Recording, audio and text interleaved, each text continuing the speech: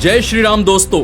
आज के समय में बहुत सारे हिंदू ऐसे हैं जो स्वयं को हिंदू भी नहीं मानते हैं, जबकि वे अपने गुरु परम पूज्य संत श्री रविदास जी को मानते हैं, उनके मंदिर में जाते हैं। कुछ अपने दलित भाइयों के नेता हमारे दलित भाइयों को यह कहकर भटकाते हैं कि दलित इज नॉट अ हिंदू, कि दलित हिंदू नहीं है। दलित रामायण ना पढ़ा करे, गीता ना पढ़ा करे, राम को ना माने, कृष्ण को ना माने, केवल रविदास को माने। पर सच्चाई यह है कि आज तक वे रविदास जी के जीवन से शायद कुछ सीख ही नहीं पाए हैं। वे रविदास जी को तो मानते हैं पर रविदास जी की नहीं मानते हैं।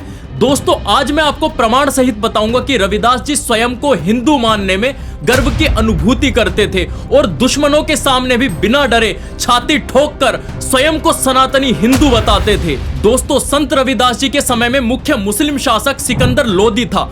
उस समय सिकंदर लोदी का शासन आगरा, दिल्ली केंद्रित था और काशी, वाराणसी सहित उत्तर भारत उसके प्रभाव में था। सिकंदर लोदी संत रविदास जी को मुसलमान बनाने के लिए प्रलोभन तथा दबाव दोनों की नीति अपनाता था, लोगों को उनके पास भेजता था। एक समय पर सरदाना पीर नाम का व्यक्ति उनके पास आया, जो कि सूफी संत खुद को कहता था, और उसने उन्हें प्रलोभन देकर मुसलमान धर्म अपनाने के लिए कहा। किंतु संत रविदास जी ने उत्तर दिया। उन्होंने कहा, वेद वाक्य उत्तम धर्म, निर्मल वाका ज्ञान, यह सच्चा मत छोड़कर मैं क्यों पढ़ूं कुरान। अर्थात वेदों के वाक्य ही सबसे उत्तम है, निर्मल है, यह सच्चा ज्ञान छोड़कर मैं झूठा कुरान का ज्ञान क्यों पढ़ूं।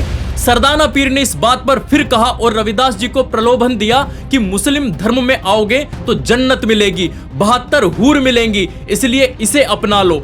तब संत रविदास जी बोले, कुरान बहिश्त न चाहिए, मुझको हूर हजारा, वेद धर्म त्यागू नहीं, जो गल चले कटारा। अरे चाहे गले पर कटार ही क्यों ना चल जाए, पर अपना धर्म सनातन धर्म कभी नहीं छोड़ूंगा। इसके बाद उन्होंने कहा, सत्य सनातन वेद हैं, ज्ञान धर्म मर्यादा, जो ना जाने वेद को तथा करे बकवादा। इसके बाद धर्म परिवर्तन से इनकार करने पर सिकंदर लोदी ने संत रविदास को कठोर दंड देने की धमकी दी, तो उन्होंने निर्भीकता के साथ उत्तर दिया, मैं नहीं दब्बू बाल गवारा, गंग त्याग गहूं ताल किनारा, प्राण तजूं पर धर्म न देऊं, तुमसे शाह सत्य कह देऊं। अर्थात भले से मेरे प्राण क्यों ना चले जाएं, पर अपना धर्म सनातन धर्म कभी नहीं छोड़ूंगा।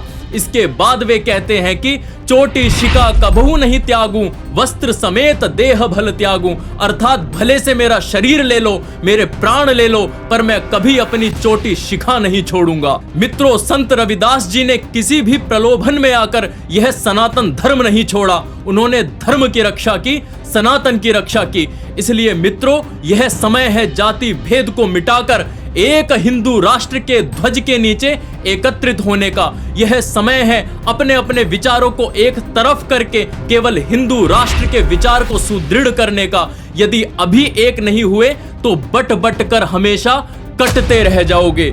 जय श्री राम।